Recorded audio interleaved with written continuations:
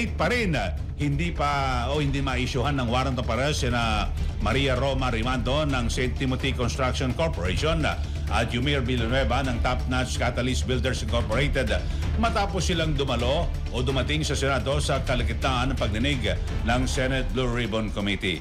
Kumpleto na ang 15 kontratista na kasama sa pinangalanan ni Pangulong BBM kamakailan na mga nakakuha ng malaking halaga na mga flood control projects ng pamahalaan sa nakalipas na 5 taon.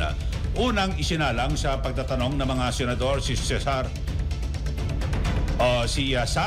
Diskaya ng Alpha and Omega Contractor para sa pagpapatuloy ng Senate Blue Ribbon Committee hearing sa mga manumalyang flood control projects ng gobyerno.